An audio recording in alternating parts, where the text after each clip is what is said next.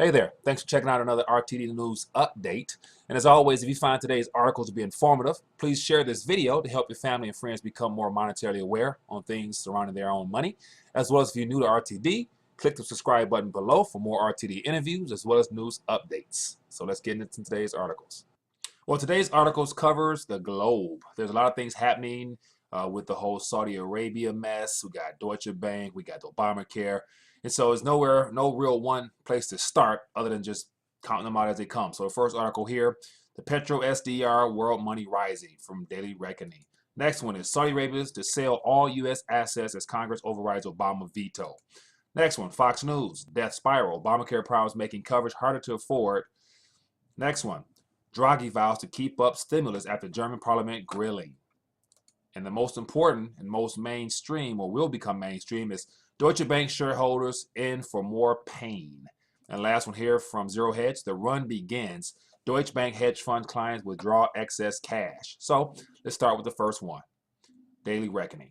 So in this article here, the Petro-SDR world money rising. James Rickards, who's a big SDR, advocate slash, he's a very knowledgeable guy when it comes to that type of global money, as he calls it. So here's a quite lengthy article, but basically talks about the decline of the dollar. And it goes back to 2010, 2011 at the G20 meeting when basically there began some type of currency war where IMF, Russia, China, and Saudi Arabia all kind of, began rethinking the petrodollar and started to actually begin looking for alternatives.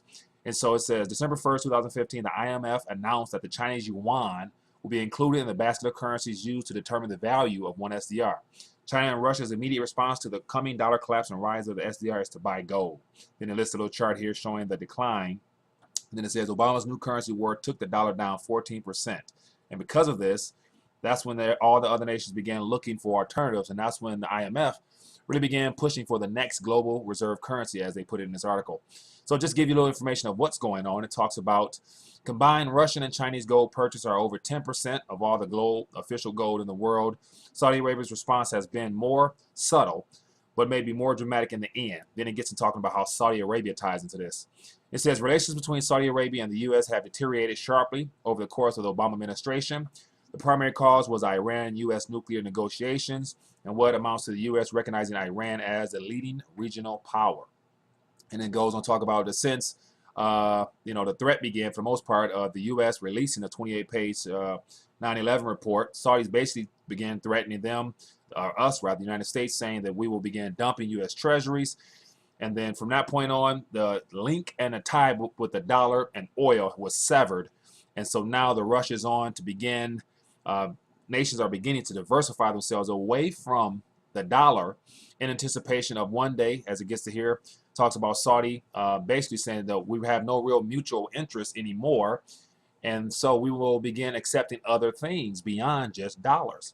It says the U.S. is no longer dependent on Saudi Arabia for energy supplies. It has become a net exporter of energy and has the largest oil reserves in the world.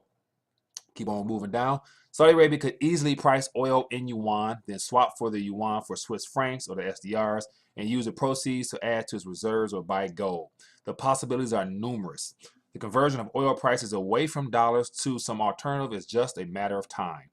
Then he goes on to talk about how the whole G20, basically for China this past year, began setting up and putting everything in motion for China to begin positioning itself as a contributor on the global reserve stage. And it says now, less than 4 weeks following the G20 summit, the yuan will officially join the SDR. The yuan will make up over 10% of the SDR. From there, new issuance of world money will be supported by China because every time the IMF issues new SDRs, they will be expanding the role of the Chinese yuan as a reserve currency. So basically, gold, yuan, SDRs all have one thing in common. They are alternatives to the dollar. As momentum towards these alternatives grows, the role of dollars as reserve currency could diminish quite quickly. Like sterling pounds role between 1914 and 1944, the result for dollar holders will be exactly the same as the result for sterling holders: inflation and loss of wealth. And that's something worth repeating again. The result for those holding dollars will be exactly the same as the result for sterling holders: inflation and lost wealth. The key to reserve wealth preservation is to move out of the declining form of money, dollars, and into the rising form of money, gold and SDRs sooner rather than later. Articles below if you're interested. And here's a article from Armstrong Economics from Martin Armstrong, and this is more on the whole Saudi Arabia promise to basically begin dumping U.S. assets. And so it's titled Saudi Arabia to sell all U.S. assets as Congress overrides Obama veto. And I'm assuming if you're a fan of the channel or watch these videos that you're in tune to what's going on. But just in case you happen to not know, recently it was a bill was passed that basically allowed the families of 9/11 to begin suing the Saudi family. And so with that, when that was even brought up months and months ago, the Saudis basically said we'll begin dumping all of our assets or quote unquote obligations to you in the form of treasuries. And so now it's just a matter of will they hold true to their word. And so here's just a little brief summary. It says Congress voted to override Obama's veto that families of those killed in the terror attacks of 9/11 would not be allowed to sue Saudi Arabia. This is the first time he has been overruled. This will open the courts in New York to some very interesting court battles, but Saudi Arabia will most likely sell off all U.S. assets to prevent any sort or any U.S. court from freezing their assets. If they take everything out of the U.S., then they can ignore the courts and not defend at all, exposing themselves to discovery rules that will be very intrusive. So now it's just a matter of will the Saudis, be men of their word and really begin dumping these treasuries. And if they do, it will not be pretty for us. Articles below if you're interested. Here's an article from Fox News Politics. It is entitled The Death Spiral, Obamacare Problems Making Coverage Harder to Afford. And so basically everyone, when this first was proposed years ago, knew that you can't really give away something free at the expense of those who actually, work and contribute to society, and then not come to a standstill at one point in time. And it looks like it's beginning to unravel more and more as time goes on.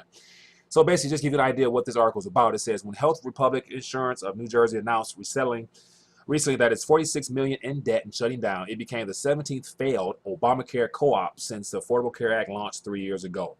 Those failures, just 6 of the original 23 co-ops remain, have left hundreds of thousands of people scrambling for coverage. Meanwhile, issuers claiming big losses are leaving some state exchanges, including Indiana University Health Plans, whose exit is expected to result in 27,000 Indiana residents losing Obamacare plans in 2017. Together, developments are posing new challenges for America seeking affordable coverage and show the highly touted overhaul of the country's healthcare system is in some cases not yielding the savings President Obama once promised. And are you supposed to be surprised at that? As a candidate on the campaign trail in 2008, Obama once said, if you've got health insurance, we're going to help the employer save $2,500 per family per year. Those savings are going to be passed along to the workers. Naturally, though, premiums hikes are expected to average 8% next year. Many insurance companies are seeking much more than that for the exchange plans and those offered to employers. Primera in Washington State is approved to charge 19% more next year. 19%. So it says on average it's going to be 8%. But in Washington, this Primera is 19%. Rates across California will go up an average of 13%. Blue Cross and Blue Shield of Texas is asking to raise premiums a stunning 60%. And so it goes on and on. But that's just, how the idea of a affordable, or rather unaffordable healthcare promise from our government, once again fails. They expect people who contribute to pay for something to those who don't, which it just can't work. It just never has worked. But this is the system we're in. So articles below if you're interested. Here's an article from Bloomberg, and it's titled, "And Draghi vows to keep up stimulus after German parliament grilling."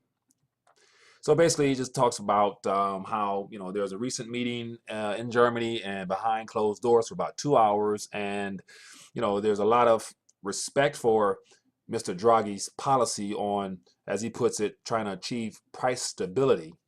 But yet, even at the admission of the fact that the policies are hurting savers and earners, he is basically saying that, I'm sorry, there's nothing I can do about it. We just gotta, they just gotta suck it up, basically is what he's trying to say. So just give you a little information what's going on. It says Mario Draghi has acknowledged the pain European Central Bank's policies are bringing to some of Europe's savers and banks while vying to the press on with his efforts to bring back inflation, right?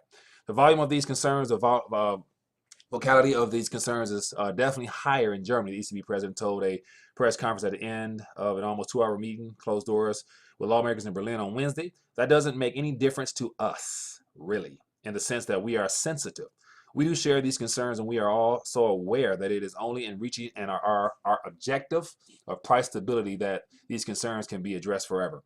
Draghi is under pressure in Europe's largest economy for his policies that are accused of hurting savers, weakening banks, and helping fuel the rise of populist parties. If a bank represents a systemic threat to the Eurozone, it can't be because of low interest rates. It has to do with other reasons, Draghi said, while refusing to respond to the questions on individual institutions. The ECB president said he had a very satisfactory exchange with lawmakers, adding he was thankful for the praise ECB action had received during the meeting and for the respect showed to its independence. So, if I was to pause right there, he's thankful for the praise that was given to the ECB for they ultimately, at the end of the day, hurting the public and hurting several different nations. And he was excited at the fact that, they respect the independence of the ECB. So just those two concepts of hurting the public, but supposed to be in place for the public, and then the fact they're independent. So if they're independent, so obviously there's a greater objective that they are, aiming for than the actual best interest of the people. But that's just central banking for you. Critical voices. There were voices of agreement, but also critical voices, said Guttner, head of the German Parliament's European Affairs Committee and the meeting's host. You do have to think about the fact that the liquidity that's been pumped into the markets needs to be scaled back. German retirees and savings banks are being hurt by low rates, he said. Some lawmakers complained to Draghi that negative rates are a hidden rescue program that's running without Bundestag approval. Finance Minister Wolfgang, the most prominent member of Chancellor Angela Merkel's government to question ECB policies, has criticized the impact of low rates and suggested that Draghi shares the blame for the rise of the populist alternative for Germany party. So it just basically goes on and on just to critique how fraudulent and how jacked up central banking policy is, because it is an independent institution out for its own interests. It's more of a parasite than it is a contributor to the human race. But yet, it takes obviously a great awakening monetarily for people to begin realizing that these policies aren't for them and in their best interest. So that's my take. Articles below if you're interested. Here's an article from Market Watch. Deutsche Bank shareholders in for more pain. And this kind of paints a great overall picture of what reality is for Deutsche Bank. Probably the most dangerous financial institution on the planet, and it's not necessarily because of their obvious books. It's those hidden books in the form of those derivatives that, if I'm not mistaken, I was told or read or something, it's around 70 trillion or something, the most on the planet or near there. And all those side bets and gambling that they've done is, when that right there begins hitting the fan, that's when everything's going to become real. So anyway, just to give you an idea of what the article is about, it's real in depth as to just how the scramble is on to basically capitalize this bank, and because people are beginning to question if they'll be around long enough. So people want their money as best they can. So eventually they're going to say, "Hey, I'm sorry, we can't give we can't give you your money." And then that's when the concept of a bail-in begins resurfacing. So it says, if it is probably going to be a rough autumn for Deutsche Bank shareholders and German politicians, analysts and investors see little way for the too big to fail institution to survive without raising fresh capital or a government bailout, either of which will dilute shareholders. It's going to happen one way or another, said Brad Labsdorf, who manages the advisor shares Ranger Equity Bear ETF. The fund is betting Deutsche Bank's shares, its largest position, will fall further in value. Deutsche Bank shares were up 0.7 in Frankfurt at 10.4 euros, but remained down 5% for the week. Then the U.S. listed shares were down 1.2% on Thursday. Deutsche Bank Chief Executive John Cryan is scrambling to shore up the bank's capital position, eliminating its dividend, firing workers, and selling off profitable businesses. So just the measures they're taking to kind of portray the image that everything is okay is very harsh. It says they're eliminating its dividends, so it no longer pays to invest in them. They're firing workers, which means there's thousands of people now unemployed, which they more likely have to settle with in some type of severance pay. And then it says selling off profitable business. So they're selling off what was working well for them. So what good comes out of this we're going to see. But earnings have suffered, in part due to penalties over mass misconduct, including a scandal tied to LIBOR, a widely used interest rate benchmark. The latest blow came in August when Wall Street Journal reported that U.S. Department has proposed to the bank pay $14 billion fine to settle civil claims related to its dealings in mortgage-backed securities. Deutsche Bank has said it has no intention of paying that much to settle the claim, but the proposal nonetheless amplified worries about the institution's thin capital cushion. It has also stirred a speculation on whether the German government would be forced to shore up the bank, a politically sticky question for German Chancellor Angela Merkel ahead of elections next year. The German government over Wednesday denied a report that it has been working on a plan to rescue the lender should it struggle to raise fresh capital of its own. Blah, blah, blah, blah, blah. It goes on and on and on. Describing the problem, no real solutions. Only thing is real that can bring about justice is to let it fail and then allow people who are involved with that institution come to the reality that they were robbed and suckered in by a fraudulent system. So herein lies the concept of rethinking the dollar. Once people begin rethinking, you can ask yourself, am what I'm involved in worth being involved in to this day, being that everything I was told is not necessarily the truth. Anyway, articles below if you're interested. Last article here from Zero Hedge, and it says the run begins. It's more bad news or revealing news of the truth out of Germany. And it says Deutsche Bank hedge funds clients withdraw excess cash. And so by Tyler Durden. It says Deutsche Bank concerns just went to 11 as Bloomberg reports a number of funds that clear derivatives trades with Deutsche Bank AG have withdrawn some excess cash and positions held at the lender, a sign of counterparties mounting concerns about doing business with Europe's largest investment bank. While the vast majority of Deutsche Bank's more than 200 derivatives clearing clients have made no changes, some funds that use the bank's prime brokerage service have moved part of their listed derivatives holdings to other firms this week, according to an internal bank document seen by Bloomberg News. So basically, because they realize problems are brewing and there's no way of fixing it, those that are exiting first are the ones that will be able to receive and retrieve a little bit of their investment first. Those who get out towards the middle and end, it will be too late. Gives a couple graphs here talking about how the 1-year CDs have begun taking off because people realize that the rates they're offering now is the best they're ever going to get. So if I can get a year out of this deal, I'll do it, and then I'll pull it all out. Then you have just what it looked like on a New York exchange, how it's just slowly tumbling down. So this is what's happening in the news. Hope you guys enjoy this. Once again, if you found this informative, please share this with your family and friends. Help me get the message out there so more people can become more monetarily aware and wake up and begin rethinking what they were told, which it was not the truth. Hope you enjoyed it. Click subscribe. I'll see you later.